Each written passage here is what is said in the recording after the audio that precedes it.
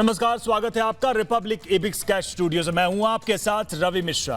नमस्कार, आप देख रहे हैं रिपब्लिक भारत को। मैं आपके साथ सुबह 11 बजे की बड़ी खबरों को लेकर निधि चतुर्वेदी। एनकाउंटर को लेकर जानकारी है। कानपुर एनकाउंटर मामले में 12 बदमाशों की तलाश तेज होती हुई। गिरफ्तारी के लिए जगह जगह पुलिस के छापे पड़ रहे हैं। 21 नामजद बदमाशों में अब तक 6 को किया जा चुका है ढेर। तो पुलिस की लगातार ये जांच जारी है और इनकी तलाश जारी है। 12 नामजद लोगों की तलाश की जा रही है। अभी तक 6 ढेर किए जा चुके हैं और जिसमें इस पूरे गिरोह का जो सरगना था, जो मोस्ट वांटेड क्रिमिनल था विकास दुबे, उसे भी पुलिस ने कल एनकाउंटर में ढेर कर दिया और अब 12 लोगों की तलाश की जा रही है। ये सभी वांछित हैं, सबके ऊपर इनाम भी रखा गया है। विवेक हमारे साथ इस वक्त ज्यादा जानकारी देने के लिए जुड़ चुके हमारे सहयोगी। विवेक, ये जो 12 लोग हैं, ये कौन लोग हैं, किस तरह की इनकी भूमिका थी और किस किस तरह के आरोप हैं इन पर? क्योंकि उस दिन के एनकाउंटर में तो शामिल थे ही, लेकिन इसके अलावा इनकी हिस्ट्री क्या रही है? देखिए, जो उस दिन का एनकाउंटर, इस नामजद में अभी तक पुलिस के हाथ 9 लोग चढ़ चुके हैं, जिसमें 6 का एनकाउंटर में मौत हो चुकी है और 3 अभी पुलिस की गिरफ्त में। हालांकि इसके अलावा भी 10 से ज्यादा और गिरफ्तारियां हैं, लेकिन उन नामजदों में 12 और लोग हैं जो अभी पुलिस की गिरफ्त से दूर हैं और इनके बारे में बताया जाता है कि ये विकास के गैंग के ये सभी मेंबर्स रहे हैं और विकास के जितने भी काले कारनामे रहे हैं उन सभी में इन्होंने विकास का सहयोग हमेशा दिया है। और इसी नाते इनका इस पूरी घटनाक्रम में भी ये माना जा रहा था कि ये माना गया है कि ये उस वक्त जब ये घटना हुई तो ये विकास के साथ अलग अलग छतों पर मौजूद थे और पुलिस के ऊपर फायरिंग कर रहे थे। इसमें से कुछ ऐसे इनाम है जिनके ऊपर 25,000 रुपए का इनाम है और कुछ 50,000 के इनामी बदमाश भी हैं, जिसमें कि अलग अलग नाम है, चाहे वो छोटू शुक्ला हो, मोनू हो, शशिकांत पंडित हो, शिव तिवारी हो। इसी तरीके से कुल 12 अलग अलग नाम है जिनको लेकर के धरपकड़ शुरू है। माना जा रहा है कि ये यूपी की सीमा के अंदर हो सकते हैं या अगल बगल के प्रदेशों में भी जा सकते हैं। इस नाते उत्तर प्रदेश के साथ साथ अगल बगल के प्रदेशों में भी इनकी जो खोजबीन है वो शुरू हो चुकी है। बड़ी चीज ये है कि ये सभी इनामी बदमाश हैं और जो बीकरू कांड हुआ था उन सभी में ये शामिल थे। जी, बहुत बहुत धन्यवाद विवेक राय, इस बड़ी खबर पर तमाम जानकारियां आप दे रहे थे। तो विकास दुबे मामले पर जो तमाम सहयोगी हैं, जिस तरीके से कानपुर में शूट आउट हुआ, उसकी बाकी के सहयोगियों की भी तलाश सरगर्मी से तेज होती हुई। कानपुर उन्नाव में पुलिस की दबिश इसी के तहत लगातार जारी है।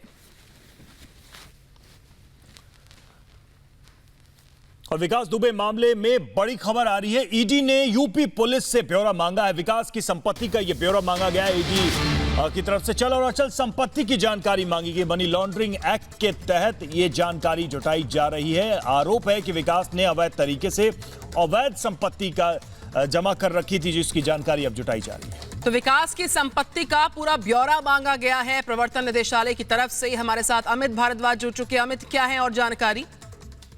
देखिए, आज सुबह जो रिपब्लिक टीवी और रिपब्लिक भारत ने एक्सक्लूसिवली ब्रेक की है वो लेटर, जिसपे ईडी ने लिखा है कानपुर पुलिस को कि इनके पूरे चल और अचल संपत्ति का जो है वो ब्यौरा दें। और उससे पहले मैं आपको बता दूं कि इसमें जो डिटेल्स हैं, दुबई में जो है इनके कुछ एज से वहां पर इनके साथी थे जिनका पूरा डिटेल निकल रहा है। और थाईलैंड की अगर हम बात करें, और डॉन ने 14 नेशंस जो है डॉन घूम चुका है पिछले 3 साल में। और अगर बात करें तो ये जो बंगलो उन्होंने लखनऊ में बनाया, जो डिटेल्स में लिखा गया, वो 20 करोड़ से ऊपर का है। और सबसे महत्वपूर्ण बात है कि 28 प्रॉपर्टीज, जिसमें 16 फ्लैट और 11 जो है वो कोठियां हैं। तो ये सारी डिटेल्स अभी निकल रही हैं क्योंकि वो 14 कंट्रीज में गए हैं, किस किस से मिले हैं, कौन कौन उनके एज है वहां पे। और पेंट हाउसेज जो बात हो रही है यूएई में पेंट हाउसेज की, उसकी भी डिटेल्स जो है वो पूरी कम्युनिकेशन के लिए उन्होंने बोला है यूपी पुलिस को। और मनी लॉन्ड्रिंग एक्ट 2002 के तहत जो है वो मामला दर्ज किया गया है। ईडी अभी बहुत सारे इनके साथियों की डिटेल ले रही है क्योंकि पैसे का बहुत ज्यादा जो है वो ट्रांजैक्शन हुआ है, किस तरह से हुआ है, बेनामी प्रॉपर्टियां बहुत ज्यादा है, और कौन कौन लोग इन्वॉल्व है, वो सारी चीजें जो है वो इसमें लिखी गई है लेटर में। और जो बेसिकली कई ऐसे भी लोग हैं जो कि प्रशासन से जुड़े हुए हैं, कोई राजनीति से जुड़े हुए हैं, उनके नाम भी खुल के सामने आने वाले हैं। और ये सारी चीजें जो है, जितने भी लिंक्स हैं, जितने डिटेल्स हैं, ये एक लिस्ट तैयार की जा रही है। हालांकि कानपुर पुलिस से डिटेल्स मांगी है, लेकिन अगर हमारे सूत्र ये बता रहे हैं कि ईडी के पास बहुत सारा मसाला है, बहुत सारी चीजें हैं इनके खिलाफ। और ईडी ने सबूत भी काफी जो है वो जुटा लिए हैं। तो ये लेटर लिख के बाकी डिटेल्स मांगी है और बिल्कुल इन सारी डिटेल्स का है इंतजार, पूरा लेखा जोखा, जो पूरी संपत्ति है, जो चल अचल संपत्ति है, उसकी सारी डिटेल्स को तुरंत प्रभाव के साथ साझा करना होगा। बाकायदा जो है प्रवर्तन निदेशालय ने इस मामले के तहत लगातार अपनी नजर बनाई हुई और मनी लॉन्ड्रिंग एक्ट के तहत ये पूरी जानकारी। इस बीच अमित, बहुत बहुत धन्यवाद आपका जानकारियां साझा करने के लिए डिटेल में। इस बीच विकास के करीबी जय वाजपेयी, जी हाँ, ये वही शख्स है जो फाइनेंसर रहा है, इस पर शिकंजा तेजी के साथ कसता हुआ विकास और जय के आर्थिक कनेक्शन की भी पड़ताल, 11 करीबियों के शस्त्र लाइसेंस की भी जांच। जो एसटीएफ है, एसटीएफ कर रही है मामले की पड़ताल। जांच के लिए एसटीएफ की टीम अब उज्जैन जा पहुंची है। लगातार जानकारियां मिल रही हैं। एक तरफ 11 करीबियों के शस्त्र लाइसेंस की जांच होगी, बाकी के जो 12 इसके साथी हैं उनको ढूंढा जा रहा है, तो वहीं साथ ही साथ उसकी चल अचल संपत्ति का भी ब्यौरा जो है ईडी ने मांगा है। तो यहाँ पर लगातार जानकारियां सामने आ रही हैं। 11 करीबियों के शस्त्र लाइसेंस की भी जांच की जाएगी। लाइसेंस की जांच, यहाँ रिवॉल्वर हो, डबल बैरल बंदूक हो, ये हम बात कर रहे हैं विष्णुपाल की, साथ ही साथ जहान यादव, उसके लाइसेंस की जांच, जिन जिन लोगों के लाइसेंस की जांच होगी, डबल बैरल बंदूक, ये सारे, साथ ही साथ दया शंकर का भी जो सिंगल बैरल बंदूक है, अलग अलग जो शस्त्र जो इनके पास वेपन्स रहे हैं उन सब की पड़ताल की जाएगी। 11 हैं ये लोग, 11 करीबियों के शस्त्र लाइसेंस की पड़ताल हो रही है। एसटीएफ लगातार मामले की जांच कर रहा है। विवेक राय हमारे साथ लगातार। विवेक, तमाम जो साथी हैं, 11 करीबियों के जो लाइसेंस हैं उसकी जांच की जा रही है, क्या कुछ और जानकारियां मिलती हुई सभी पर शिकंजा तेजी के साथ कसता हुआ? देखिए, कुल 10 करीबी हैं जिनके पास 11 अलग अलग शस्त्र लाइसेंस हैं, जिनको लेकर के डीजीपी मुख्यालय के पास रिपोर्ट गई थी और माना जा रहा था कि इन बंदूकों से इन जो असलहे थे इनका विकास इस्तेमाल करता था और इन्हीं से जो अपनी जराइम की दुनिया में जो अलग अलग कारनामे होते थे विकास के, वो इन्हीं असलहों के माध्यम से, इन्हीं का डर दिखाकर वो करता था। और इसमें इस विकास के जो तमाम सहयोगी रहे हैं, चाहे वो परिवार के लोग रहे हैं, चाहे वो रिश्तेदार रहे हैं, चाहे वो गांव के लोग रहे हैं, उनके नाम पर ये असलहे विकास में निकलवाए थे। और इसी को लेकर के जब पुलिस की जांच पड़ताल हुई है, उसमें डीजीपी मुख्यालय ने इन शस्त्र लाइसेंसों के निरस्तीकरण को लेकर के रिपोर्ट मांगी है और कानपुर पुलिस इसको लेकर के काम कर रही है। इसमें एक नामजद आरोपी है विष्णु गोपाल, उसके पास एक रिवॉल्वर है, एक डबल बैरल बंदूक है।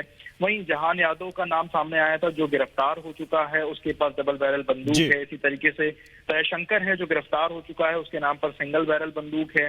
आलोक की बात करूं, एक आलोक नाम का शख्स है, उसके पास डबल बैरल बंदूक है। ऐसे ही राम सिंह है जो कि नामजद है इस पूरे घटनाक्रम में, उसके पास डबल बैरल बंदूक का है। श्रीकांत की बात करी जाए, एक श्रीकांत नाम का शख्स है, उसके पास डबल बैरल बंदूक है। और यादवेंद्र है जिसके पास एक राइफल है। राजन नाम का एक शख्स है जिसके पास डबल बैरल बंदूक है। दीपक नाम का एक शख्स है, उसके पास राइफल है। और इसी तरीके से अंजलि दुबे जो है, जो लिस्ट लंबी है और निश्चित तौर पर इनके लाइसेंस की जांच होगी और उसके बाद पता चलेगा कि आखिर इनके हथियारों की स्थिति क्या है, वाकई में उनका जेन्युइन इस्तेमाल हुआ है या फिर उनका दुरुपयोग भी किया गया है, क्या उससे उस वक्त भी इस्तेमाल किया गया जब पुलिस के ऊपर गोलियां चलाई जा रही थी। बहुत बहुत शुक्रिया हमसे जुड़ने के लिए, हमसे बातचीत करने के लिए। तो वो नाम हम आपको बता रहे हैं जिनके लाइसेंस की जांच की जा रही है। विष्णुपाल जिसके पास रिवॉल्वर और डबल बैरल बंदूक है, इसके लाइसेंस की जांच की जा रही है।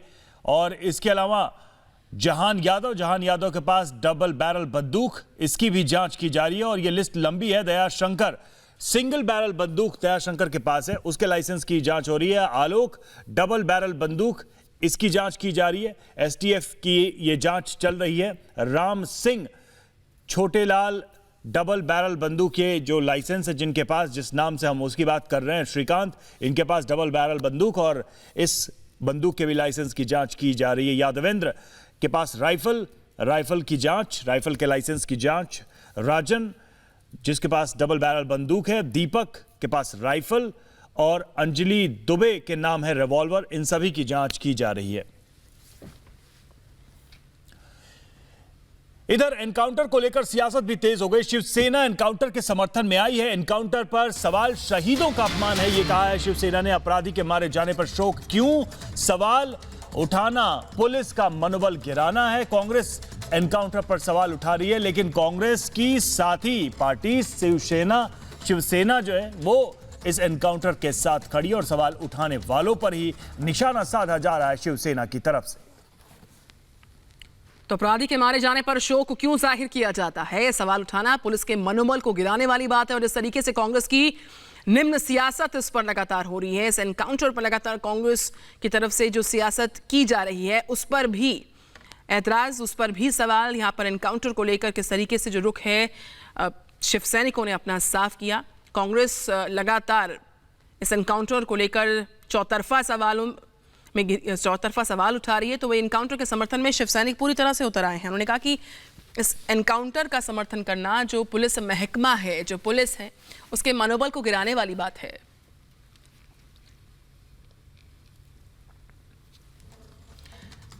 तो एनकाउंटर पर कांग्रेस की सियासत की हम बात करें, सोनिया गांधी सांसदों के साथ बात करेंगी, बैठक में मुलाकात करेंगी, विकास एनकाउंटर पर चर्चा होगी।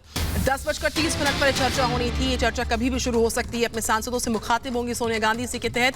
और जिस तरीके से पूरा एनकाउंटर हुआ है उस पर लगातार कांग्रेस अपना एतराज जाहिर कर रही है, कई तरह के सवाल उठाए जा रहे हैं, उसी को लेकर मंथन होगा। इस बैठक में विस्तार से चर्चा होगी।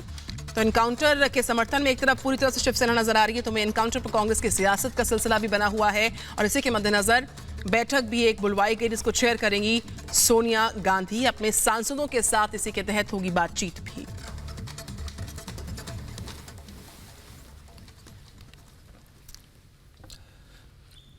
और विकास के खात्मे के बाद अब पुलिस अपने हथियारों की तलाश कर रही है जो कि गैंगस्टर के गांव में लूट लिए गए थे। 1 मिनट की ये रिपोर्ट देखिए।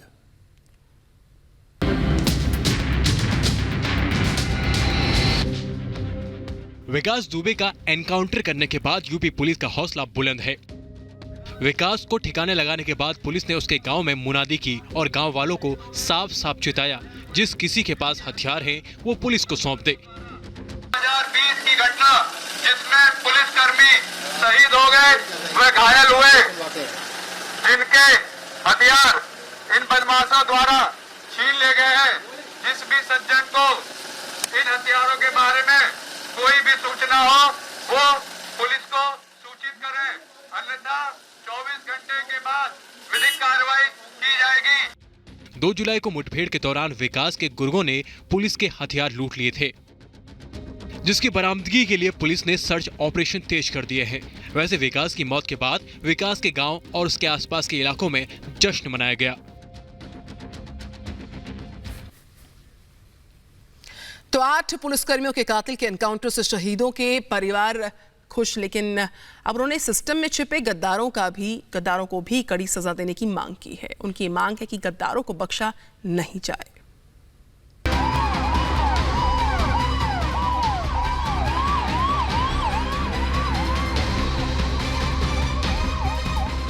विकास दुबे के मारे जाने से कानपुर मुठभेड़ में शहीद हुए पुलिस वालों के परिवार वाले खुश हैं। मुझे सुबह पता चला गांव में कि आज 10 मारा गया, जो मेरे भाई को हत्या किया है।